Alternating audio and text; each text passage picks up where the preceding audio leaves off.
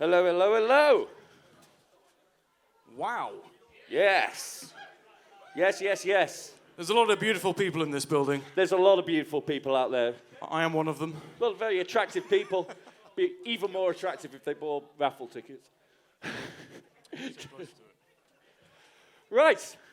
Me and Kieran, we've had a couple of interviews in the past, haven't we? We've done a few, and they usually end up in spicy badness. I love it. I'll get on to that later. And Andy, this is our first time meeting. Yep. Obviously, we'll get that close. Obviously, fan of your stuff for a long time. Big bot for a fan. Big bot for a fan. Got to get that out of the way. Small matter of the DeathCollector album you released last year. Absolute hit. Is that fair to say? Are you happy with its progress? I think so. I mean, we got 70,000 streams on Spotify. And Not too shabby. For our debut album, I cannot be any more grateful for that. Spotify may not be the antithesis or the be-all and end-all of what is the quality of a band, but I was just thinking that's just one platform we did that well on. Absolutely. And I was just so blown away by it. I mean, as you know, I was posted about it, I was like, this is so cool! Oh my God! I remember when you first, put the project together and you were hyped, you're like, oh man, I'm doing this thing, it's so cool, it's so cool. And we signed into a label, I can't tell you who. I can't say.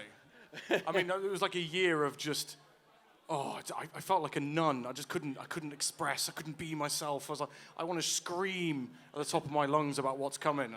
So, you also did things a little back to, traditionally speaking, back to front, in that you recorded the album first, got the EP out, which was excellent, time's up, and then did the album, and then hit the road with Damian this year. We did, yeah. How was that, your first proper, UK stint? Little extended tour, because obviously all the band members are really, really busy, and they've got loads of things that they're up to, so we only could really do like a small dose of like a mini tour sort of thing. And Damian wanted to work with us for a while, so I was like, all right, we'll give it a bash, and we played 3 venues, and it went really well overall. We were quite happy, but the state of the music industry at the moment and live bands, especially underground bands, and the average gig goer, they just don't have the funds to be able to afford to go see not only their favorite bands, which are charging extortionate amounts of money because of venue fees. And so we were just like, look, we're not your favorite band, but come and see us, please. You'll enjoy us, blah, blah, blah. And do you know what? People came out, they turned out, and the underground really proved itself once again as being one of the reasons why I love music and why I do it in the first place. Absolutely, and this is testament to that too. These days, if you're promoting a show, you've got to have balls of steel to you just see it up to the date, because there'll be times you're going, hey, is this crazy? Are people going to come? Luckily, people have come. But Well, with that, festivals keep cancelling because of low ticket sales, which I completely understand. It's difficult, but that has a knock-on effect, and the knock-on effect is affected the underground. People are just not confident in bills anymore. How many gigs I've had tickets to that I've cancelled, I've lost money to. I've not lost my faith, in the industry, because at the end of the day, if we all start losing our faith and not turning up, this doesn't happen. Absolutely, damn right. I think it doesn't help as well in a place like Birmingham, where you've had rail strikes and stuff like that, and people like that. Oh God, yeah, it happens on because we played here on the Saturday during that tour with Damian, and there was train strikes on the exact day. There was a massive road accident on the motorway, so some people couldn't even come to see us. They still kept the ticket as valid though, which I really appreciated that. But they couldn't even come to the show, and I was really gutted. So I was a bit worried about how it would be. But do you know what? I couldn't complain. The turnout was fantastic, considering we were clashing with 3 touring bands at the same time. It was amazing. That's typical of Birmingham, though, isn't it? Really. Absolutely. You can guarantee, tonight there's other stuff on as well, isn't there? So it's just par for the course, isn't it? You just get on with it. Just get on with it and enjoy it, basically. Absolutely. And I think Birmingham, there's the reason why we did the first one here. And aside from that, home of metal, obviously. Of course. Obviously the heritage in this fine city.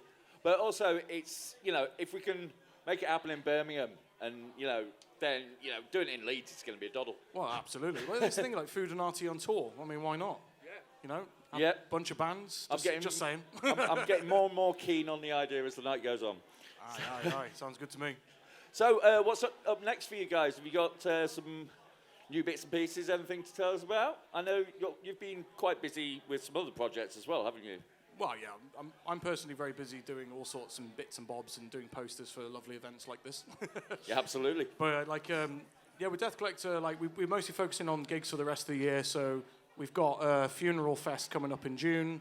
That's up in Barrow. Yeah. Barrow and Furness. No one knows. Barrow and Furness. Yes, I saw that. Not many people know. Wormrot are playing, aren't they? Sorry. Yep. Yeah. Wormrot have just been announced the other day, headlining. You're literally one of my favourite bands. So. It's also like Lee's home ground as well. Yeah. So bassist lives up there. It's virtually a hometown show for him as well. Oh, that's so cool. He's really looking forward to it. Oh, absolutely. And Mick will be coming over from Ireland and Yes, he'll be flying over. Yeah. rocking out. And also as well with Funeral Fest, there's still one more announcement, and it's a big one. Oh. Yeah. Oh, So well, Barrow it's going to be isn't too it's going far to be a away band. from me. The only clue I can give, it's going to be a band from the 90s. Oh. A band from the 90s. Yep. Steps. Nope. No. Oh, can you imagine? No. That would be so cool. Yeah, that'd be amazing. No, not really. Even with all this adversity that's going on for underground UK bands, worldwide bands as well, it seems there's no lack of creativity. And I was talking to another musician about this the other day, and the Brutal Truth album, Extreme Conditions Demand Extreme Responses, Yeah. kind of rings true at the moment. Like, the music has never been more extreme at the moment. Some of the artistry that's coming out, especially of extreme metal, is at an all-time peak. And I think that is because hard times do breed that, don't they? I think as well, but also there's essentially like a musician Olympics is going on currently. Absolutely. So it's like with vocalists, especially like deathcore, metalcore as well. yeah. Like the vocalists are just trying to outdo each other or trying new techniques, and everyone's learning from each other and sharing, kind of celebrating in that discovery. And it's the same thing with music at the moment. Like, bands like Imperial Triumphant and Igor and things like that, they're really pushing the envelope. Absolutely. Like Code Orange at one point were smacking out some really interesting albums. They still are, but like they just do what they want. Yeah. Do you know the band Ulver? Oh, yeah. One of the most experimental, interesting bands I've ever come across. Every album's different. Started off as a black metal band in the forest. Yeah, they're like, we're black metal, and now they're like, we're 80s synthwave now. It's like, what? Well, it's music. You do what you want with it. But they said they never wanted to make the same album again, like twice, and I think they really took that to the point of even now, decades on, they're still doing it. The passion has not dwindled. So, Andy, I want to turn this to you. Obviously, you were in a seminal death metal band. And how do you feel about the new wave of old school death metal bands that are out there aping something you did quite a long time ago? Yeah, but is it tribute? Do you like that? Yeah. Well, yeah. I mean, there are a lot of bolt thrower tribute acts, aren't there? I mean, I've been asked about am I ever going to do a sort of like bolt thrower AD or something like that? Yeah. It's never going to happen. But yeah, I mean, it's a lot different. I mean, when we all started, there wasn't anything, there wasn't a blueprint of death metal or, there wasn't even death metal or whatever. It was just a case of everybody did their own thing and everybody bounced off other ideas, other bands, the ideas, that kind of thing. I think the one downside for bands nowadays, especially the old school death metal ones, I mean, I hate sort of like using that kind of term, really. I mean, everybody they're just bands, aren't they? They're doing their thing. But there's just a lot of bands around nowadays. That's the difference. A hell of a lot of bands. That's the difference between back in the late 80s and the early 90s. Nowadays, I mean, I took 20 years off anyway, like, obviously, sort of like 30 years since I've been in bolt thrower. Yeah. But yeah, I mean, there's no difference really, apart from some of them really try and copy older bands really. Instead of, my idea is, I've never ever sort of like wanted to copy other people. I've always tried to do something myself, and I hope I've managed to do that really. Well, yeah, it proves it when you got bands copying what you do. What you were doing, and there was no one did it before you. It's quite annoying as well. It's not annoying. I mean, it's just the way it is. Though, but you'll go. Somebody will say, "Oh, have you heard this band? They sound like," and you just think like, well, yeah. I do respond a lot more to bands who just sound like them. Yeah. You know? I think that's a great lesson for any band. I mean, like back in the keep going back to the old days, but back in the early, the late '80s, that kind of thing. You had bands like Napalm, you had Carcass, you had us, you had lots of other bands, and everybody tried to take their own little take on it, to sound different really and stand Absolutely. out. And that's a good thing, But I think in a way as well, it's a lot harder for bands nowadays as well because. You've got this sort of like blueprint that people like, and what sells in a way as well, don't you? Yeah. And sometimes it can be quite easy to just go, well, let's do it and get on.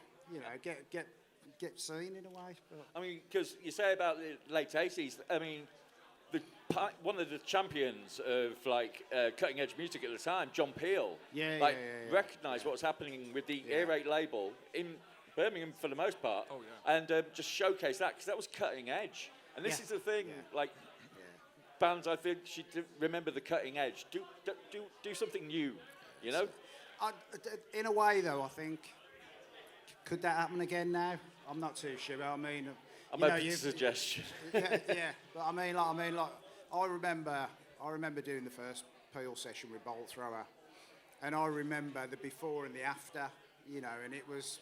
There was a lot of interest in the band, and after there was a hell of a lot of interest in the band. Right. So the BBC, John Peel had so much. It helped all them bands back in them days, sort of just go to a different level, really. And also, you had a situation where a DJ like John Peel could thrive, and Annie Nightingale, of course, be there pushing new stuff constantly. I don't think these days. There's a DJ around that could do that with the restrictions on. I don't think they could be plugging away, playing, I don't know, Himalayan nose flute music and then Bolt Thrower the next, and then, whatever.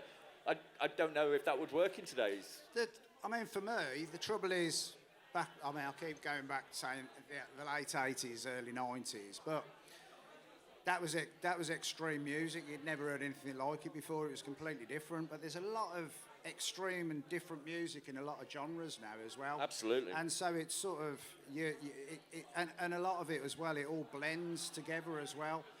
So you've got all these atmospheric black metal bands. Or I don't know, whatever. But and they're all getting more arty now, and it's a show. Absolutely. So you know what I mean. But it's in a way the music nowadays has become second to the image in a way sometimes, and the art around the band. I mean, I will say, one of the prizes was given away tonight, Tickets to Arctangent, looking at that bill, mean, we are not short of talent at all. Oh, no, insane. Sick bill, honestly. I'll give a shout out to my friends, Hidden Mothers. Absolutely, Hidden Mothers. Amazing band. I was with Ari the other night. Sorry? I was with Ari the other night. Oh, were you? Yeah. We know the same people. I noticed that more. We always know the same people. It's one big community. It was one big mates fest. Anyway, yes. So there is lots of really great music out there. There is, yeah. And if you poke about, not even too far, you can find it. I mean, just in this city alone. Absolutely. I mean, look at the display of the bands on tonight. I mean, incredible. Nether Hall is a good friends of mine. I've known them for a long time. They're one of my favourite bands in the UK. They don't like hearing that because they're like, what, really? I'm like, no, seriously. They are that good. They really are that good. I love them. I think they're amazing. They deserve so much success. Well, we'll find out in a minute. Oh, yeah. I've hyped them up now. Sorry, lads. Oh, yeah. Kieran's your hype man. Right. On that note, Kieran, it's that time. Oh, for fuck's sake. Yep. Right. What are you going to do I to me? I don't know if the rest of you know this, but every time me and Kieran meet each other, we tend to see what the stupidest thing we can eat is at that point. Now, in honour of Frank from the Chili Shop Leeds, joining us with his wonderful stall over there, go check him out. He's got some very specially named hot sauce in there. Am I allowed to tell them now? Yeah. Yeah, it's called Devil's Dog.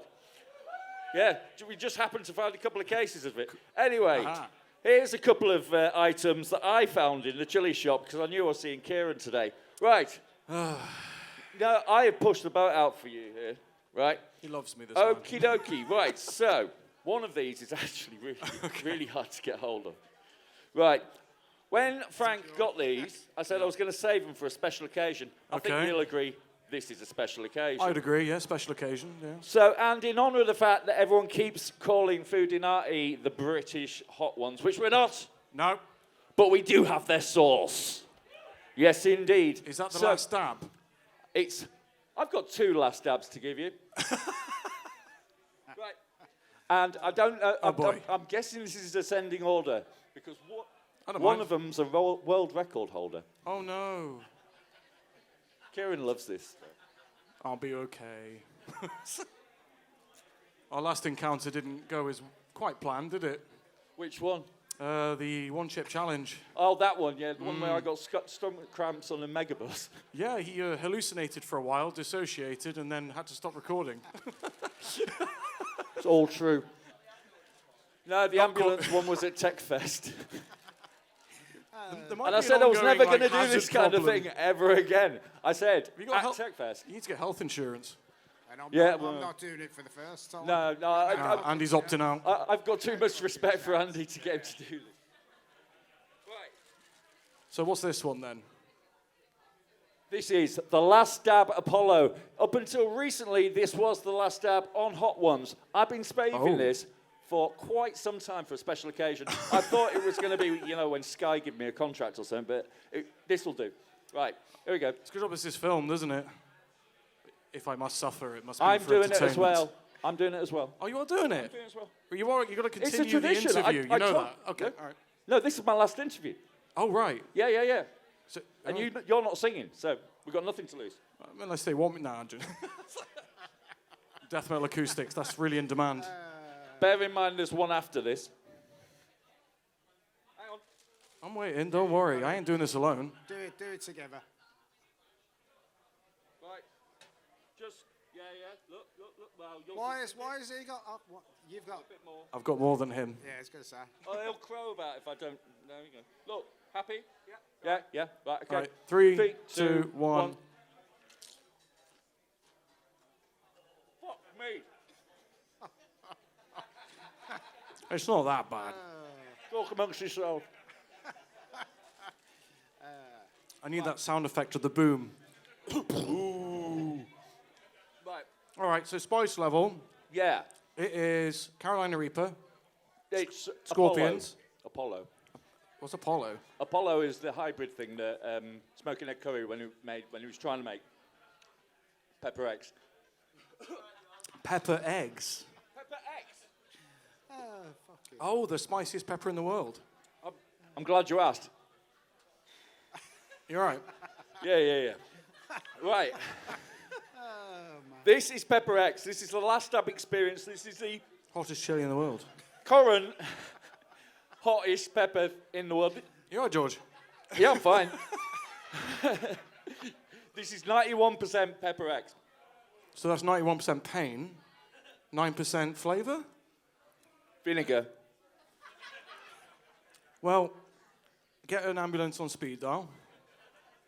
I'm fine. I've done it before. I'll just cleanse my palate with some cider. That's a very good point. It is very spicy, though. I will say, I look like I'm suffering. whilst Ignore I'm my stood up. demeanour, I'm in pain. Like, I'm just really good at hiding the pain. Hashtag relatable. Maybe we'll do less of a dab on this one. You pussying out? No. Yeah, if you want, I don't mind. You do your own dab. I'll follow you. Well. Should I just chug the bottle? I'm playing for time. Oh, that looks a bit. Yeah. Right. We've got a good dollop. Right. After we've done this, it'll be the end of the interview. I'll be going over there to put on a record and then probably have a nervous breakdown. So, right. Oh, that's... Oh. Yeah, okay. See you later, everyone. Right. Okay. 3, God. Right, okay. Yeah. 2. 1. Yeah. Thank you and good night. Thank you for coming. The other one was hotter.